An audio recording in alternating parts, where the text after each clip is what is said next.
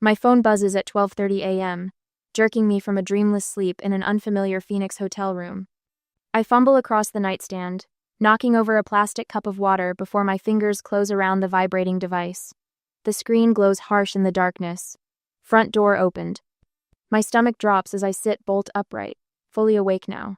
The smart home alert stares back at me, matter of fact, as if it hasn't just sent ice water through my veins. I'm 800 miles from home on a work trip, and according to my security system, someone just walked through my front door. I swipe through to the app, fingers trembling slightly, checking for other notifications. The system shows only the door opening, no motion detected inside, no other alerts. My first thought is a glitch, but deep down, I know better. Systems like this don't just malfunction in such specific ways. Only one other person has keys to my house, my mother, Carol. She stopped by 3 days ago to water my plants while I'm away. There's no reason for her to be there at midnight. My phone buzzes again with a text. For a split second, I think it's Carol explaining herself, but it's just my coworker confirming tomorrow's client meeting. I set the phone down, but sleep feels impossible now. The next morning, a text from my mother arrives as I'm getting dressed. "Everything's fine, honey. Double-checked yesterday." I stare at those words, the casual timestamp of yesterday, contradicting what my security system reported. She hasn't been to my house in the middle of the night, at least not according to her. This isn't the first time I've caught my mother in a lie. Growing up, Carol had a habit of borrowing my things without asking: clothes, jewelry, even money from my first waitressing job. "We're family," she'd say whenever I confronted her. "What's yours is ours." The irony doesn't escape me that now, at 31, I pay for my parents' internet, help with their mortgage when they fall short, and cover the car insurance they can't afford. Yet they never miss an opportunity to criticize my career choices, my single status, the size of my house. So much space for just one person, Elodie. Just last month, my sister Danielle called with another emergency, her fourth this year. Her kids needed new tablets for school, she claimed. When I suggested less expensive alternatives, my parents didn't speak to me for a week. The silent treatment, their favorite weapon since my childhood. I take a deep breath and call Carol directly. "Mom, did you go to my house last night? I got an alert that my front door opened around midnight." A pause stretches across the line before Carol responds, her voice deliberately light. "Oh, honey, the app must be glitching. You work in IT, you know how technology is." My free hand, which had been trembling slightly against the hotel desk, steadies as her deflection confirms my suspicions. I screenshot the alert while we're still talking and save it to a secure folder on my phone labeled Evidence. I've started keeping records of these inconsistencies, though I'm not sure why. Protection, maybe. Validation that I'm not losing my mind. "That's strange," I say, keeping my voice even. "The system's never glitched before." Carol clears her throat. "Listen, I meant to tell you Danielle's kids need new school clothes. The fall semester starts soon, and you know how fast they grow." The subject change is so abrupt it almost gives me whiplash, but it's familiar territory. This is how every confrontation goes: redirect to someone else's needs, preferably Danielle's children, whom I adore despite everything. "I can't help right now, Mom," I say, surprised by my own firmness. "I've got back-to-back meetings all day." The silence that follows carries more weight than her words ever could. I'm violating the unspoken family contract. Elodie provides. Everyone else decides how much is enough. "We'll talk when you get home," she finally says, disappointment heavy in her voice. After we hang up, I stare at the security alert again. I have 2 more days in Phoenix before I fly home. Whatever happened at my house last night, I intend to find out myself. I've spent years being the responsible one, the provider, the peacekeeper. But some boundaries shouldn't be crossed, even by family, especially by family. After the business trip was over, I returned home. My key slides into the lock with a familiar click. After 3 days in Phoenix and a flight delay that stretched my nerves thin, all I want is the comfort of my own space. I drop my luggage in the entryway, kick off my shoes, and collapse onto my living room couch with a groan that comes from somewhere deep within my tired body. Something hard jabs into my lower back. I shift, reaching beneath the cushion, expecting to find the television remote or perhaps a pen that slipped through the cracks. My fingers close around fabric, synthetic and stretchy. I pull it out. A fishnet stocking dangles from my hand. What the hell? I mutter to the empty room. The stocking isn't mine. I've never owned anything like it. As I examine it with growing unease, my hand dips back under the cushion and encounters something else. Something made of firm silicone, with an unmistakable shape. I yank my hand away as if burned, then force myself to reach back in and extract what I already know is there. An adult toy. In my couch. My stomach lurches. I drop both items onto the coffee table and spring to my feet, suddenly desperate to check the rest of the house. I move from room to room with growing dread, searching for signs of forced entry, broken windows, splintered door frames, ransacked drawers. But everything looks normal. Too normal. Almost deliberately so. The truth slams into me with nauseating clarity. Someone with a key has been using my home. In the kitchen, I yank open the dishwasher, intending to unload it before unpacking. 3 wine glasses stand in the top rack, each bearing a distinct crescent of lipstick in various shades. I never wear lipstick. I live alone. These aren't my glasses, though. They're certainly from my cabinet. The longer I look, the more I notice. Furniture slightly askew from its usual position, a faint stain on the carpet I don't recognize, the lingering scent of unfamiliar perfume. Each discovery sends another pulse of violation through me.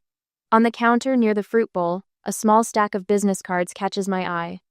They're cream-colored with a minimalist design, a simple circle in burgundy with the words Renewal Circle beneath it. I flip one over and my breath catches. The handwriting on the back is unmistakable. Carol's looping cursive noting dates and times. Tuesdays 8 p.m. and special session, Friday 10 p.m. My mother's handwriting. My mother's gatherings. In my house without my knowledge. I move toward my bedroom, dreading what I might find but needing to know.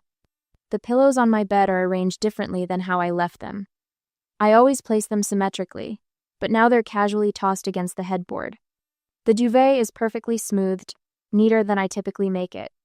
In the master bathroom, I find a receipt tucked behind the tissue box. Sunrise cleaning service, scheduled for tomorrow, 2 p.m. I didn't schedule any cleaning service. Someone has been intimate in my personal space, my sanctuary. The thought makes my skin crawl. This isn't just about unauthorized entry. It's about what they've done here, who they've brought, what activities they've conducted in my most private spaces. I sink onto the edge of my bathtub, mind racing through potential damages, thefts, or legal liabilities. What if someone was injured here? What if illegal activities took place? My name is on the deed, the mortgage, the insurance policy. The emotional toll hits me in waves. This betrayal comes from the very person I financially support, the mother who criticizes my life choices while apparently exploiting my absence. If Carol would do this, what else might she be hiding? How long has this been happening? Most unsettling of all, strangers have been in my home. They know my layout, my belongings, my private spaces. They've seen my family photos, used my shower, slept in my bed. The thought makes me shudder. I straighten, a sudden clarity cutting through the fog of betrayal. My IT background has prepared me for this moment without my realizing it. Within an hour, I've ordered cloud-connected cameras with motion detection and night vision. The small devices can be discreetly installed in common areas, sending alerts directly to my phone. As I place the order for overnight delivery, a question plagues me. Should I confront my mother immediately with what I've found, risking her denial and cover-up?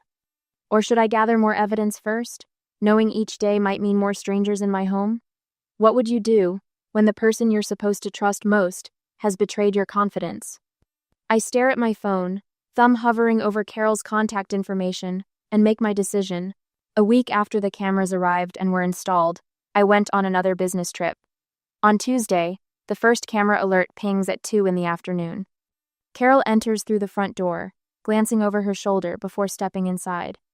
I watch from my hotel room, laptop balanced on my knees, as my mother moves through my living room with the confidence of ownership. She straightens picture frames, I purposely left at slight angles before leaving town.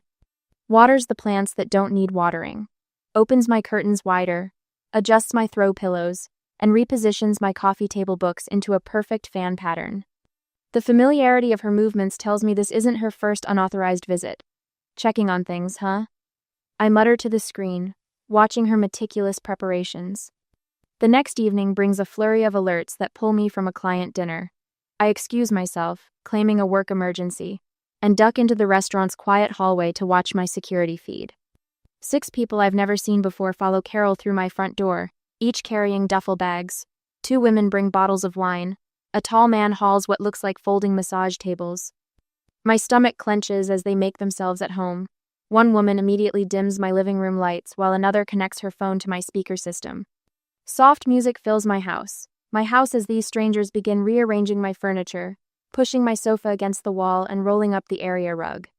I lean against the restaurant wall, legs suddenly wobbly as I watch a man I've never met, casually moving my grandmother's antique side table to make room for whatever they're setting up. Everything okay? My client appears beside me, concern etched on his face. Fine, I lie, forcing a smile. Just a small issue with my home security system. Small issue. As if watching strangers make themselves comfortable in my personal space is a minor inconvenience, like finding ants in the kitchen. Back in my hotel room that night, I can't tear my eyes from the live stream. A woman lounges on my couch wearing only a silk robe, while others walk around in various states of undress. They touch my things, drink from my glasses, leave lipstick marks on my wine stems. One man picks up the framed photo of my college graduation and examines it before setting it face down on the shelf. Sleep becomes impossible. During my presentation the next morning, I stumble over basic information I've presented dozens of times. Numbers blur on spreadsheets. Client questions require repeated clarification. My boss shoots concerned glances my way when I lose my train of thought mid-sentence. "Are you coming down with something?" he asks during our lunch break. What would I even say? Sorry, I'm distracted because my mother is running some kind of adult pajama party in my house while I'm away. The absurdity of it all hits me, along with the humiliation. Who could I possibly tell? My friends would be horrified not just at Carol's behavior, but at my inability to establish basic boundaries with my own mother. That evening brings the most devastating footage yet. Carol stands by my front door, accepting cash from each person who enters. Her hands move with practiced efficiency, counting bills before tucking them into an envelope. $20, $40, $60 per person.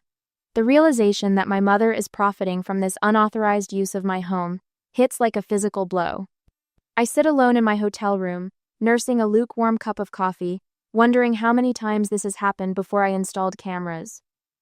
How long has my home been Carol's personal profit center? The weight of this betrayal presses against my chest until I can barely breathe.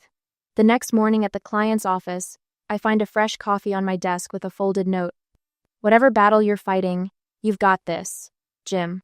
The simple gesture from a coworker who barely knows me brings unexpected tears to my eyes. My first genuine smile in days feels foreign on my face. That night delivers the final confirmation I need. My phone buzzes with new alerts, and I watch Carol giving a tour to 3 newcomers.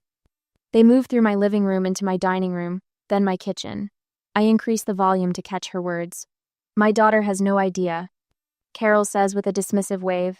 She's always working, hardly uses this beautiful home anyway. Such a waste for just one person. One of the guests asks a question I can't quite hear. 3 bedrooms, 2 baths. Carol answers proudly, as if she's the realtor who sold it. The master suite has the most wonderful soaking tub, perfect for our relaxation exercises. My fingers shake as I reach for my phone, but not from fear or uncertainty. Something inside me solidifies into resolve. I search for the non-emergency police number in my contacts and press call. Hello. I'd like to report unauthorized use of my property. I tell the dispatcher, my voice steadier than it's been in days. 20 minutes later, Officer Martinez calls me back. I explain the situation, including the camera footage and my mother's possession of spare keys. Miss Brennan, she says after I finish, what they're doing is trespassing regardless of family relationship. Being your mother doesn't give her the right to use your home without permission, especially not for organized gatherings where money changes hands. The validation in her matter-of-fact tone lifts a weight I didn't realize I'd been carrying. All these years of Carol's small boundary violations, borrowing without asking, criticizing my choices, demanding financial support have led to this moment. The pattern was always there. I just didn't want to see it. I can meet you at your house when you return home, Officer Martinez offers. Sometimes having law enforcement present helps keep these situations from escalating. I'd appreciate that, I say, realizing I don't have to handle this alone. The next morning, My boss stops by my hotel room before our final client meeting. "We need you to stay through the weekend for the Harrington proposal," he says, not a question but an expectation. 6 days ago, I would have agreed immediately, rearranged my flight, and worked the extra hours without complaint. The reliable Elodie, always available, always accommodating. "I'm sorry, but I can't," I tell him, surprised by my own firmness. I have an urgent personal matter that requires my attention back home. While he processes this unexpected boundary, I return to my laptop. I create a document with timestamps of each unauthorized entry, screenshots of Carol collecting money, and notes about what was moved or disturbed in my home. I label the file Evidence and save it to my secure cloud storage. My final discovery comes when I search online for Renewal Circle, the name on those business cards I found at home. Their website describes intimate healing sessions for couples and singles, with testimonials about reconnecting through touch and exploring sensuality in safe spaces. The membership fees listed are 3 times what Carol has been collecting at my door. My phone rings just as I'm closing my laptop to head to the airport. The caller ID displays Officer Castillo. "Miss Brennan, we've received complaints of undisclosed surveillance at your property. Can you come to the station when you return?" The tables have turned. I smile grimly as I pack my suitcase, ready for the confrontation awaiting me back home. As I booked the first flight back home, I arrived the next day. At the present, Officer Castillo sits across from me at my kitchen table, his notebook open, pen poised between thick fingers. The morning sun catches on his badge, sending small daggers of light across my wall. In the 20 minutes since his arrival, his expression has shifted from skeptical to attentive. "Let me understand this correctly, Miss Brennan," he says, glancing up from his notes. "You installed these cameras after finding the personal items in your home?" I nod, keeping my voice steady as I pull up the footage on my laptop. I only place them in common areas: living room, kitchen, entryway. No bathrooms or bedrooms. My IT background serves me well as I navigate through the files. I have every right to monitor my own property. His eyebrows lift slightly as he watches strangers making themselves comfortable in my living room. "And you were out of town during all of this?" "Phoenix, my second business trip." I fast forward to Carol, directing people where to set their bags. "That's my mother, the only person besides me with keys." Officer Castillo's pen scratches against paper. "And you never gave permission for these gatherings?" "Never." The word comes out sharper than I intended. My phone buzzes on the table between us. Carol's name flashes on the screen. I glance at Officer Castillo, who nods. "Go ahead, put it on speaker if you don't mind." I tap the screen. "Mom?" "Elodie, honey." Her voice fills the kitchen, artificially bright.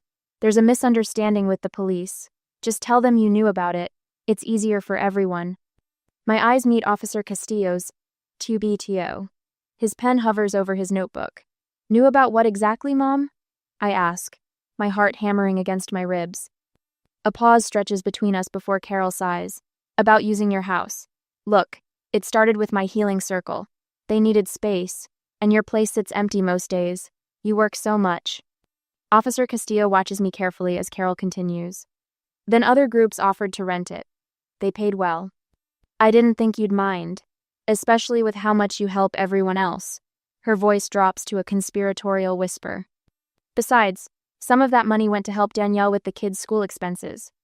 The confession lands like a stone in still water. Officer Castillo's eyebrows rise as he scribbles in his notebook. "Mom, there's an officer here. You're on speakerphone." The silence that follows feels almost physical. "I'll call you back," she finally says, voice tight. After she hangs up, Officer Castillo closes his notebook. "Miss Brennan, what your mother did constitutes trespassing and unauthorized use of property, possibly fraud, depending on what she told these renters." He pauses, studying my face. "Would you like to press charges?" The question hovers between us, heavy with consequence. When Officer Castillo asked if I wanted to press charges against my own mother, I hesitated. Would legal consequences teach her respect for boundaries, or would it permanently destroy what little family relationship we had left? Some lessons come at a terrible price. "I need time to think," I say finally. He nods, understanding in his eyes. "Officer Martinez will help you document everything: the damage, unauthorized use, any missing items." After Officer Castillo leaves, Martinez helps me catalog the evidence: wine stains on the carpet, scratches on my coffee table, a broken picture frame. She photographs everything with meticulous care. My phone rings again. Margaret, my mother's friend from book club. Elodie, I just heard what happened. I'm so sorry. Her voice trembles. I saw Carol's posts about rental space, but I never realized it was your house. She called it her daughter's investment property. The betrayal cuts deeper, not just my mother's actions, but how public they've been. How many people knew before I did? Later, my father calls. I almost don't answer. Princess, Thomas says, his nickname for me landing flat. Your mother was just trying to help people. That circle helped her anxiety, and she wanted to give back. By renting out my home without permission, the anger I've been controlling breaks through. She went about it wrong, he concedes, but her heart was in the right place. I hang up, too exhausted to argue. That evening, an email notification pops up on my phone. One of the Renewal Circle members has posted on neighborhood forums, apologizing for unknowingly participating in meetings at a private residence without the owner's consent. The message has dozens of shocked responses. Minutes later, Officer Martinez calls with news that makes me sit down hard on my kitchen floor. Miss Brennan, thought you should know someone filed an anonymous tip with the IRS about undeclared rental income connected to your address. Her voice softens. It's not aimed at you, but at whoever collected the money. As I thank her and end the call, I realize the ground beneath my family's feet is finally beginning to crumble. Next week, Marazzo's Italian restaurant bustles with Thursday night crowds, the kind of place where red checkered tablecloths and Sinatra classics create an illusion of warmth. My stomach knots as I spot them. My mother, father, and surprisingly, my sister Danielle huddled around a corner booth beneath amber pendant lights. There she is. Dad waves with exaggerated enthusiasm, his voice carrying above the clinking glasses. His weathered face stretches into a smile that doesn't reach his eyes. I thread between tables, hyper-aware of Mom's fingers drumming against her water glass, her gaze darting between me and the exit. A practiced performance of casual family dinner, except for the tension vibrating between them like a plucked wire. You look tired, honey, Mom says the moment I slide into the booth. Classic Carol criticism disguised as concern. Long week. I keep my voice neutral while signaling the waiter for water.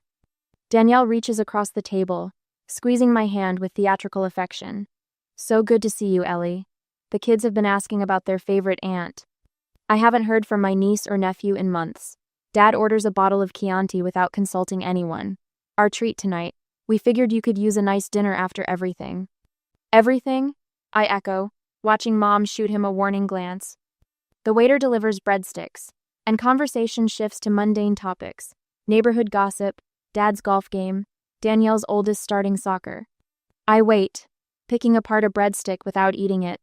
They've orchestrated this gathering too carefully for small talk to be the purpose.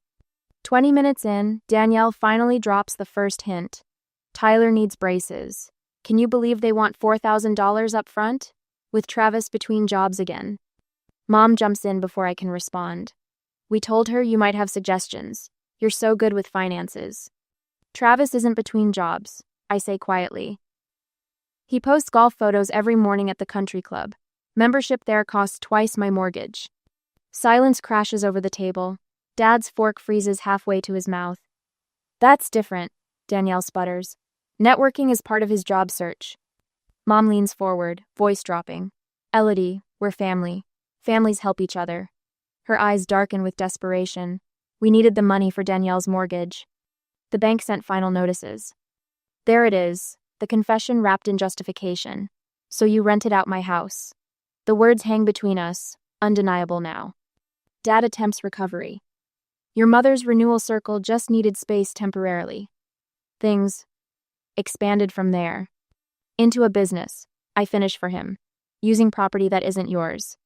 I pull out my phone, scrolling through screenshots with practiced calm.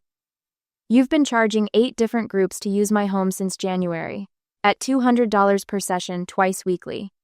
Their stunned faces confirm what the evidence already told me. Danielle's husband hasn't worked in 11 months, but somehow affords green fees, new clubs, and last month's fishing charter to Catalina. I turn to my sister. Did you know Mom and Dad were funding your lifestyle by renting out my house to strangers? Or did you just not ask where the money came from? Danielle's face flushes crimson. You don't understand. I understand perfectly. My voice remains steady as I pull a small notebook from my purse, flipping it open. I already pay for their internet, electricity, health insurance, groceries, and car insurance. I look directly at my parents. And you thank me by renting out my home to strangers? Mom's mouth opens and closes without sound. Dad stares into his wine glass. Danielle examines her manicure. The waiter approaches with entrees, hesitates at the tension, then silently distributes plates before retreating. You weren't supposed to find out, Mom finally whispers. That's your defense? Not that you're sorry, but that I wasn't supposed to know? I reach into my pocket, extracting the spare house keys I'd had made for them years ago when trust still existed between us. The metal catches the light as I place them deliberately on the table, then slide them away from Carol with one finger. Something in her snaps. You live in this big, beautiful house alone, she hisses. What are you even doing with all that space? Her words strike deeper than she knows, touching old wounds about my worth being measured by marriage and children. But they don't land with their usual sting. That space is mine, I say, my voice low but firm. Paid for with my work, my sacrifices, not yours to give away.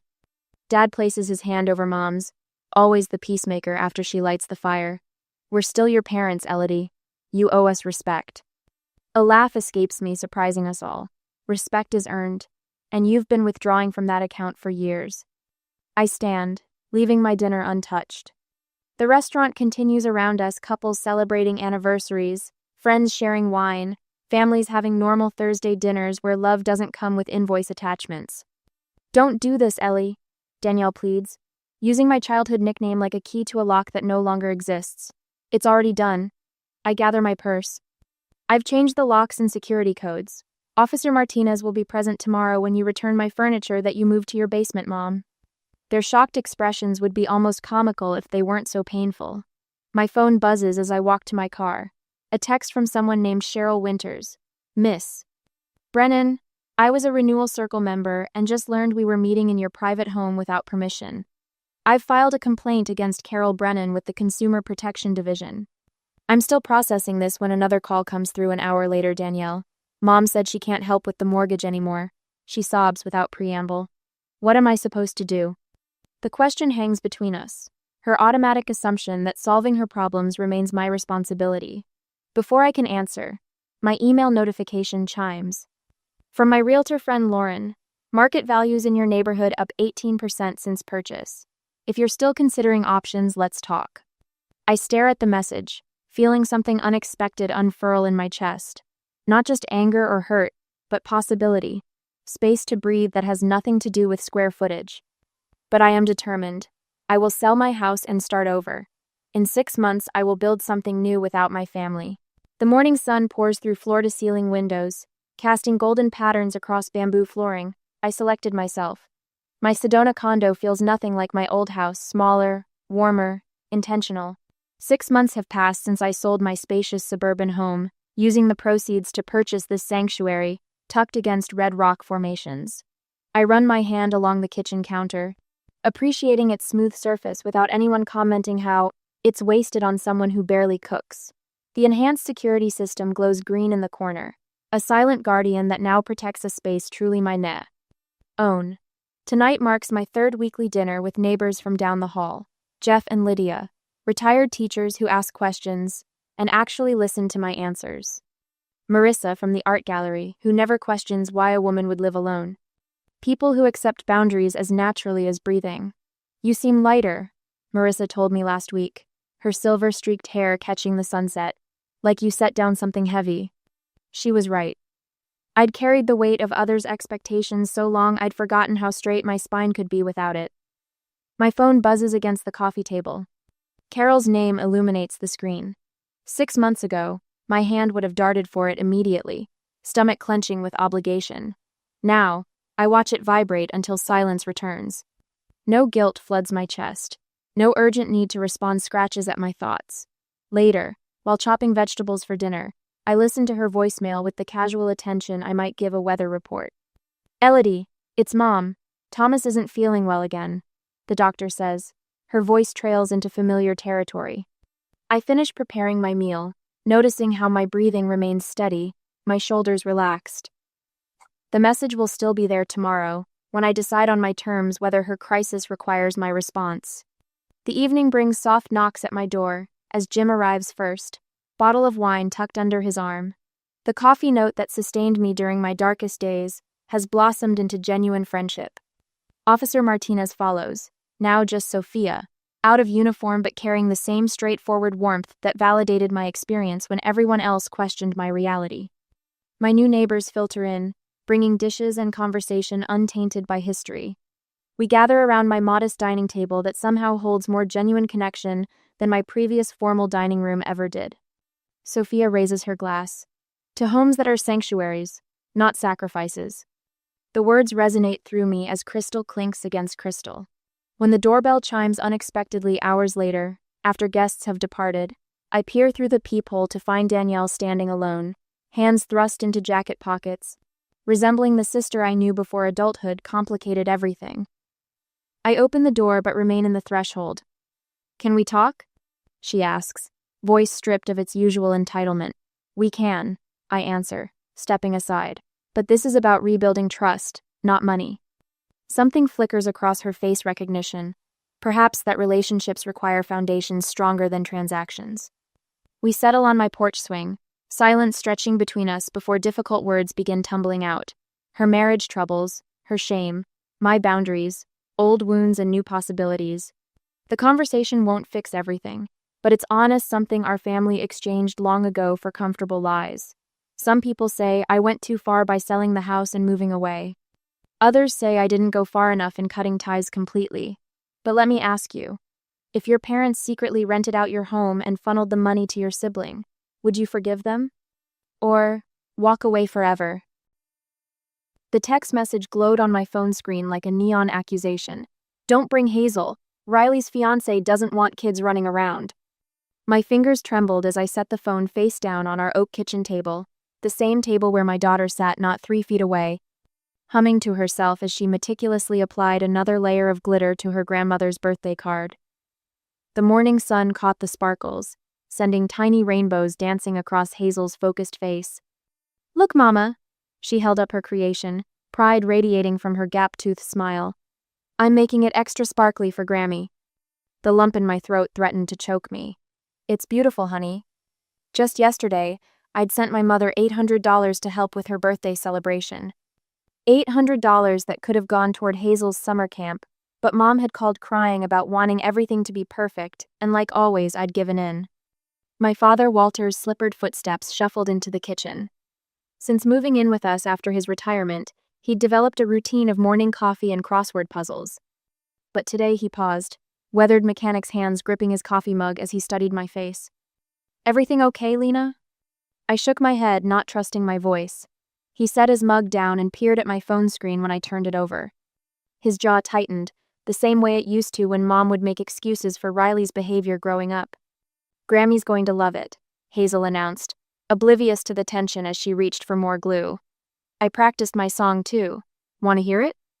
Before I could answer, she launched into a warbling rendition of Happy Birthday, complete with choreographed hand movements she'd been perfecting all week. Each enthusiastic gesture sent glitter cascading onto the table. The front door opened, and Tyler's keys jangled in the bowl by the entrance. He'd probably forgotten his lunch again, but one look at my face stopped him in the doorway. "What happened?" His eyes darted between me and Walter, picking up on the heavy silence. I handed him my phone. His face darkened as he read, green eyes narrowing. "You've got to be kidding me." "I don't want to talk about it here," I whispered, nodding toward Hazel. She was still singing, adding extra flourishes to each note, completely unaware that her grandmother had just deemed her presence unwanted at what was supposed to be a family celebration. Tyler's hand found my shoulder, squeezing gently. "We'll figure this out." But there was nothing to figure out. The text message just confirmed what I'd spent years trying to ignore. The way Mom always praised Riley's academic achievements while dismissing Hazel's art projects. How she showed up for every one of Riley's events but had endless excuses for missing Hazel's dance recitals. Walter set his coffee down with a sharp clink. "I think I'll take a drive." I knew that tone. It was the same one he'd used last Christmas when Mom had given Riley's kids expensive tablets while Hazel got dollar store coloring books. Dad, don't. Just going to clear my head. He kissed the top of Hazel's head as he passed. Beautiful card, sweetheart. As soon as he left, I grabbed my car keys. I need to handle something, I told Tyler. Can you watch Hazel? He nodded, understanding in his eyes. We'd been married long enough for him to recognize when I'd reached my breaking point. The 45-minute drive to Mom's house passed in a blur of memories. Riley's college tuition, $24,000 I'd provided while working overtime. The countless times I'd covered Mom's bills when she'd overspent on my sister. The way Riley had looked down her nose at my small-town life, while cashing my checks without a single thank you. I gripped the steering wheel harder, knuckles white. What would they tell Hazel? That she wasn't refined enough? Too energetic? Not as well behaved as Riley's future stepchildren? Mom's house came into view. The house I'd helped furnish. Right down to the welcome mat I'd bought last spring. I parked in the driveway, my tears long dried and replaced by something harder. When Mom opened the door, surprise flickered across her face. Lena, what are you doing here? I met her gaze steadily. We need to talk about what family really means. I stepped past her into the foyer, breathing in the familiar scent of vanilla candles and furniture polish. We need to talk about the party, Mom. She sighed, leading me to the kitchen where she'd been arranging flowers, no doubt for some garden club meeting. There's nothing to discuss. It's a grown-up event. Hazel is 8 years old, I said, my voice tight. She's been working on your birthday card for a week. Oh, honey, Mom's tone dripped with condescension. Hazel is just too energetic. You know how she gets. We can't risk her disrupting things. The kitchen door swung open and Riley breezed in, wearing a designer dress I knew she couldn't afford on her entry-level salary. The same salary that hadn't stopped her from accepting thousands in loans from me over the years. I thought I heard voices, Riley said, not quite meeting my eyes. Lena, you're making this a bigger deal than it needs to be. Tim's parents are very particular about these things. I pressed my palms flat against the cool granite countertop. The $800 I sent was supposed to help with the party. Now you're telling me my daughter can't even attend? Mom waved her hand dismissively. Oh, that money went to upgrading the catering. Tim's parents are very influential in the business community. We need to make the right impression. The pieces clicked into place with sickening clarity. They'd used my money to impress strangers while excluding my child. So you took my contribution and used it to throw a party my daughter isn't welcome at? My voice cracked. To impress your future in-laws? Riley rolled her eyes. Don't be dramatic, it's just one party. A floorboard creaked behind me, and I turned to find Dad standing in the doorway, his weathered face set in lines of disappointment. He must have followed me here, worried. If Lena and Hazel aren't welcome, he said quietly, I'm not coming either. Mom's face flushed red. After everything I've done for this family, years of cooking and cleaning and I supported this family without complaint. Dad cut in, his calm voice carrying more weight than any shout. But I won't stand by while my granddaughter is treated like an inconvenience. The drive home stretched like a lifetime, memories of similar slights flooding back. Riley's dance recitals attended with fanfare while my academic awards earned barely a nod. The loans that were never repaid. The constant criticism wrapped in sugary concern. Tyler W.S. waiting at our kitchen table when I got home. I sank into a chair, emotionally drained. What happened? Tyler asked, his hand finding mine. I told him everything. The party, the money, the casual cruelty of it all. What do you want to do? Tyler squeezed my fingers. Without a word, I opened my laptop and pulled up a folder labeled Family Expenses. Inside lay years of carefully documented receipts, a habit born from too many forgotten loans and contributions. The numbers scrolled past. $1,300-70. Smart television. $1,000. French door refrigerator. $700. Front-loading washer. Furniture. Appliances. Repairs. The total made my stomach clench. $38,427. I reached for my phone, finding the number for a local resale dealer I'd researched during the drive home. My fingers trembled as I dialed. Yes, I need to arrange a pickup, I said, my voice steady despite the tornado in my chest. Multiple items. Tomorrow, if possible. When I hung up, My eyes fell on Hazel's birthday card sitting on the counter, covered in glitter and love from a child who had no idea her grandmother saw her as an embarrassment. I picked up the card, my resolve hardening like steel. They'd made their choice. Now it was time to make mine. On the day of the birthday party, the morning sun blazes across Gloria's manicured lawn, casting long shadows through streamers and balloons. Jazz music floats from the expensive speaker system I bought last Christmas. The one Gloria bragged came from careful budgeting. Guests mill around tables draped in cream linens, champagne flutes glinting in their hands.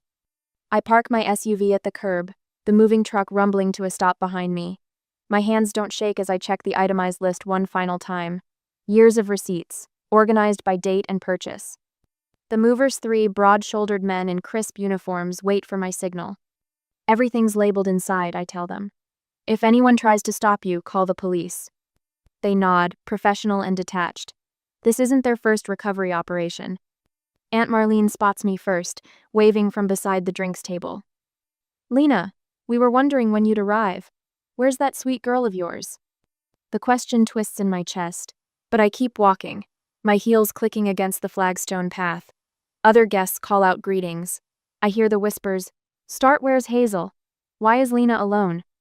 What's with the truck?" The Bluetooth speaker pumps out another jazz standard, some smooth Kenny G number that probably cost me $200 to download. I trace my finger along its sleek surface, remembering the day I bought it, how Gloria had hinted for weeks about wanting better sound quality for entertaining. I pull the plug. Silence drops like a curtain. This speaker, I announce to the startled faces turning my way, was paid for with my money, and I have the receipts to prove it. Gloria emerges from the house, her face flushing dark red beneath her carefully applied makeup. Lena, what do you think you're doing? Collecting what's mine. I gesture to the movers, who file past with practiced efficiency. The television in the living room, the washer and dryer, the refrigerator, all paid for by me. Riley appears in the doorway, her fiancé Tim beside her. She's wearing the designer dress I helped her buy for her engagement photos. Have you lost your mind? This is Mom's birthday party. Yes, I say, my voice steady. The party where my daughter wasn't welcome. The guests shift uncomfortably. Aunt Marlene steps forward, her lined face creased with concern. What does she mean, Gloria? Where's Hazel? I pull out my phone, finding the text with trembling fingers. Don't bring Hazel, I read aloud. Riley's fiancé doesn't want kids running around. I look directly at Tim. Did you know about this? His face darkens. I never said anything about not wanting children here. Of course you didn't, I say, because that was just their excuse. The movers emerge with the television, carefully navigating it through the French doors. Gloria lunges forward. You can't do this. Those are gifts. No, I correct her. Gifts are given freely, without strings or manipulation. These were investments in your approval you never intended to give. Riley blocks the mover's path. This is ridiculous. You're just jealous because Tim's family has connections and you're trying to ruin everything like always. Jealous? I laugh, but there's no humor in it. Should we talk about the $24,000 I paid for your education? The money you told Tim came from Mom and Dad? Tim's head snaps toward Riley. You told me your parents paid for your schooling. They did help, Riley stammers. Lena she offered. She didn't offer, Gloria cuts in. She owed us, after everything we did for her. Everything you did for me? The words taste bitter. Let's list everything I've done for you. The appliances, the furniture, the cash whenever Riley needed just a little help. Even the $800 I sent for this party, which you spent upgrading the catering to impress Tim's parents. Guests begin edging toward their cars. Tim stares at Riley like he's seeing her for the first time. If you think this behavior is acceptable, he says quietly, I can't see a future with us. He walks away, ignoring Riley's desperate grab for his arm. She crumples, mascara streaming down her cheeks. Tim, wait. I watch him go, feeling nothing but a dull ache. The movers continue their work, methodically dismantling the life I funded. Police are on their way, Gloria announces, waving her phone. They'll stop this. Good, I say. They can verify ownership with the receipts I've kept. Every purchase, every transfer, every time you needed something that somehow became a debt I owed you. I don't want your things. I continue, my voice softening. I want respect for my daughter. I want you to understand that excluding her, treating her as less than Riley's future stepchildren has consequences. Riley lunges for a lamp the movers are wrapping. You can't take everything. Where are we supposed to get the money to replace all this? The same place I did, I tell her. Work for it. Aunt Marlene catches my arm as I turn to leave. Lena, she whispers, good for you. It's about time someone stood up to them. I squeeze her hand, then walk away from the ruins of the party. Behind me, I hear Gloria's shrill voice, Riley's sobs, the efficient sounds of the movers continuing their work. The morning sun still shines. The streamers still flutter. But something has shifted, irreversibly, like a door finally closing on a room I should have left long ago. The party had scattered like leaves in a storm. A few lingering guests made hushed exits through the side gate, their murmured goodbyes trailing behind them. I stood in the wreckage of what should have been a celebration, watching the movers load the last of my belongings into their truck. Hazel's birthday card burned in my pocket. A week of careful crafting, every sequin placed with love, every crayon stroke deliberate. My fingers traced its edges as I crossed the yard toward my mother. Gloria perched on a deck chair like a queen holding court, though her subjects had deserted her. Her coral lipstick was slightly smeared, the only visible crack in her carefully maintained facade. Despite everything, I said, extending the card, she still loves her grandmother.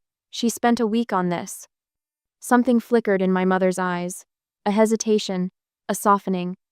For a heartbeat, I saw the woman who used to sing me to sleep, who taught me to bake snickerdoodles, who held my hand on the first day of kindergarten. Then her jaw tightened. She took the card with 2 fingers, as if it might contaminate her. The sound of tearing paper cut through the afternoon quiet like a gunshot. Your daughter ruined everything. The pieces fluttered to the ground, glitter catching the sunlight as they fell. Each torn fragment represented a year of trying to earn her love, of making excuses for her behavior, of teaching my daughter to believe in a grandmother who didn't deserve her devotion. Riley burst from the house, her mascara creating dark rivers down her cheeks. Because of you, I lost him. She lunged forward, hand raised. Before I could react, Dad's fingers wrapped around her wrist. I hadn't even seen him move, but there he stood, steel in his spine and winter in his voice. That's enough. Riley jerked away from him, stumbling backward. The contrast struck me, her wild emotion against my strange calm. I knelt to gather the torn pieces of Hazel's card, tucking each one away like I was collecting pieces of my own shattered childhood. The screen door creaked. Dad emerged with 2 remaining bags, the same ones he'd packed for our summer trips to Lake Champlain when I was young. Back then, they'd held beach towels and sunscreen. Now they held 43 years of marriage. Walter. Mom's voice cracked on his name. Don't do this, please. He set the bags down with gentle precision.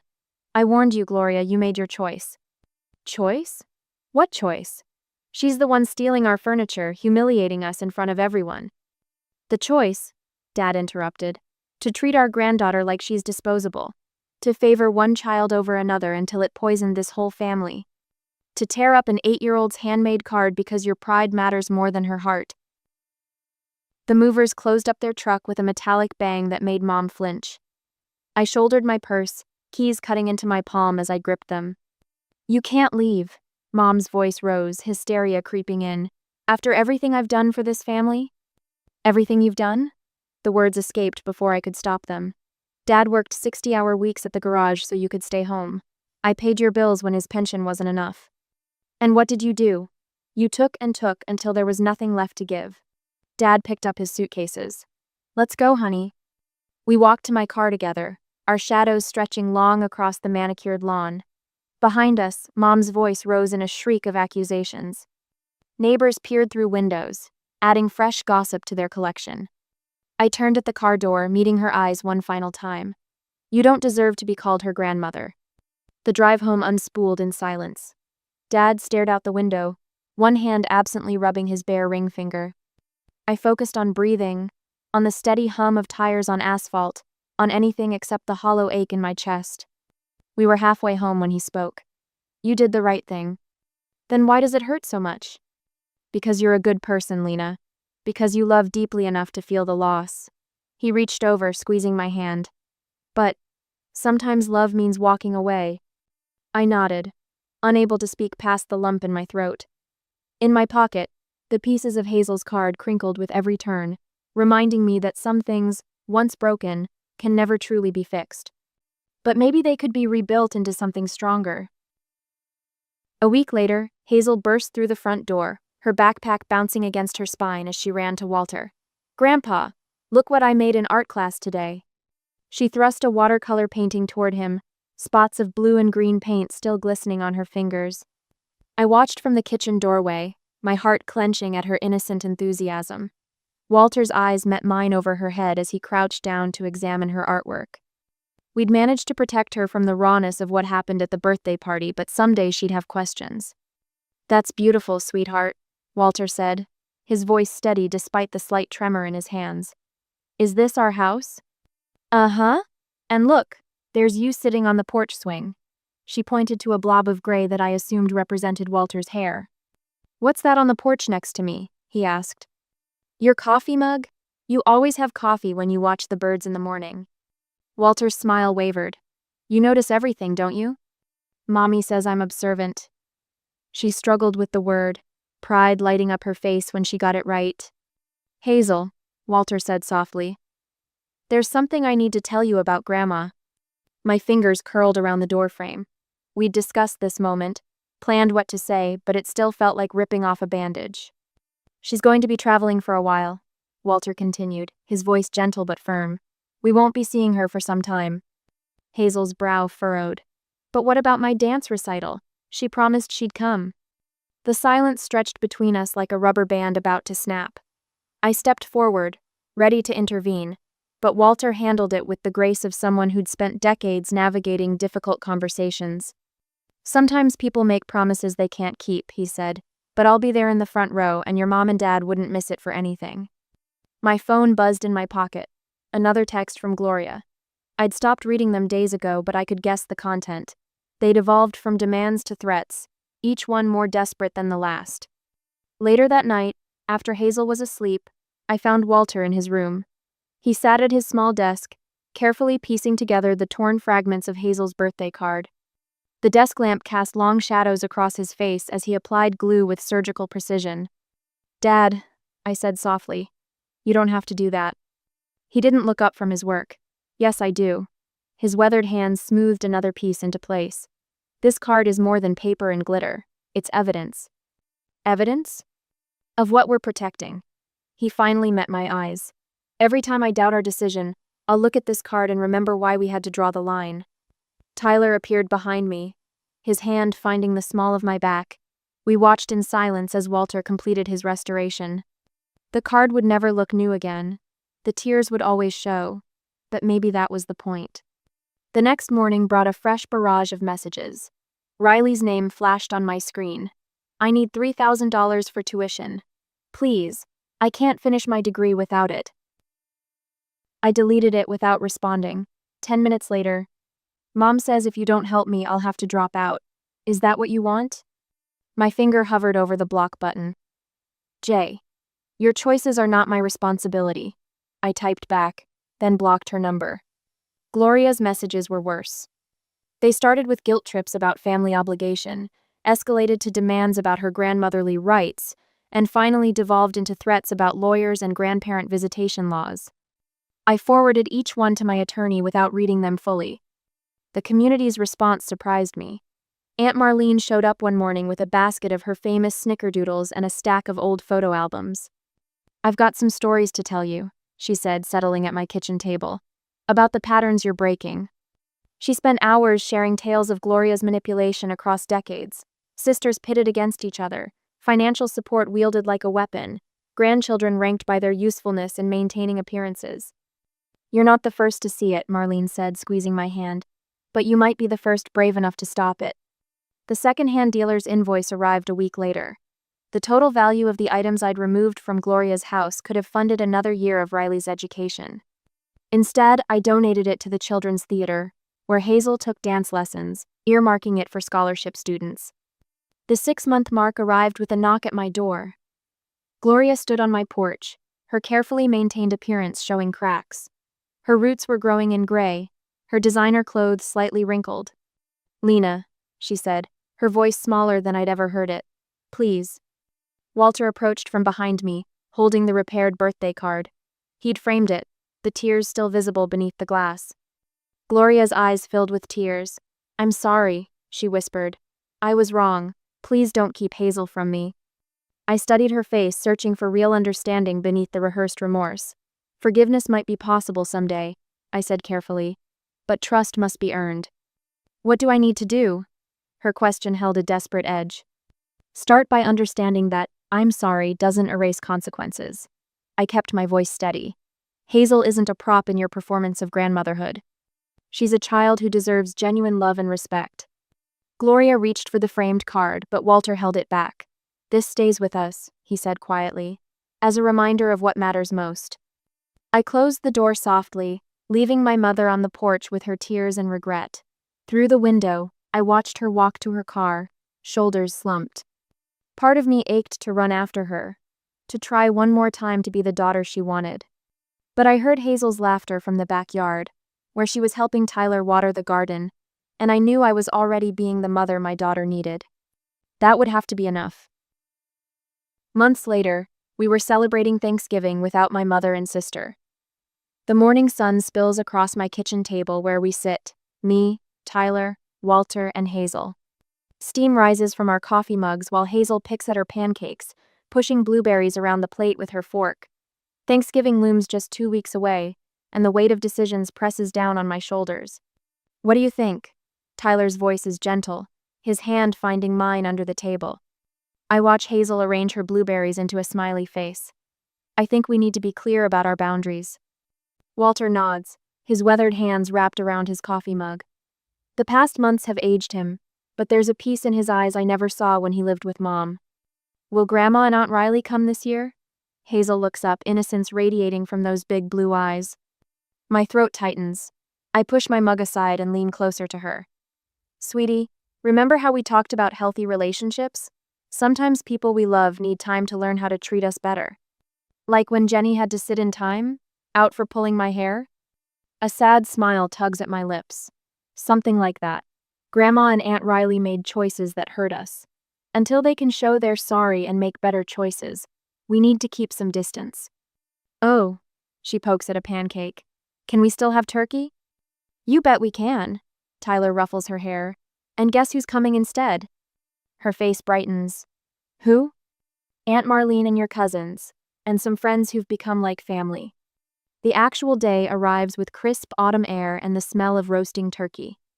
Our house fills with the warmth of chosen family, Aunt Marlene bringing her famous sweet potato casserole, cousins chasing each other through the living room, friends who stood by us through everything carrying dishes to the table.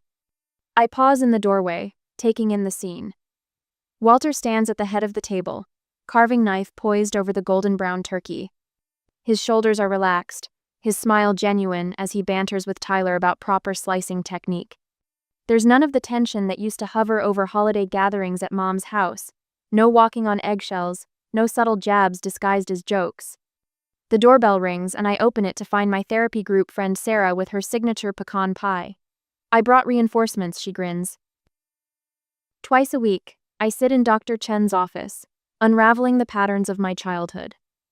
"Your mother's behavior isn't about you," she often reminds me. "It's about her own unresolved issues." The sessions help me understand why I spent so many years trying to earn love that should have been freely given. Walter notices me lost in thought and comes to stand beside me. "You okay, kid?" I lean against his solid presence. "Yeah, just thinking about how different this is from last year." He nods, understanding in his eyes. "Better different." Tyler appears with plates for the kids' table, pressing a kiss to my temple as he passes.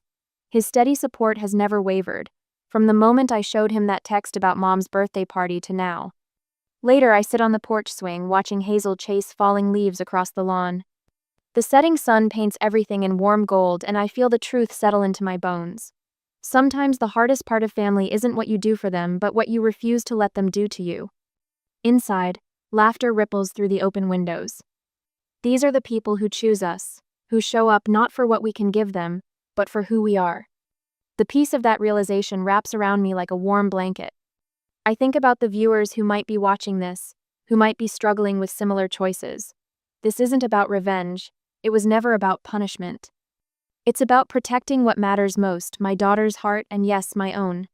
Sometimes setting boundaries isn't cruelty. It's love in its strongest form. Love for yourself, love for the ones who depend on you to shield them from harm. The question isn't whether you're being too harsh. It's whether you're being honest enough about what you'll accept. If you were in my shoes, would you let your daughter see her grandmother again? Is forgiveness worth it if the apology comes only after consequences? These aren't easy questions, but they're necessary ones. Hazel's laughter pulls me from my thoughts as she races across the lawn toward me, leaves crunching under her feet. Walter watches from his spot by the door, contentment etched in the lines of his face. The sun sinks lower, painting the sky in brilliant oranges and pinks, an ending and a beginning all at once. Inside, hanging on the wall of our family room, Hazel's birthday card sits in its frame. The careful repairs are visible, like scars that tell a story of healing. But it's whole again, different but stronger for having been broken and mindfully mended. Hazel crashes into my lap, breathless and grinning. I wrap my arms around her, breathing in the scent of autumn air in her hair. This is family, not the one I was born into, but the one we've chosen and built with intention and love. In the end, that's worth more than any tradition we left behind.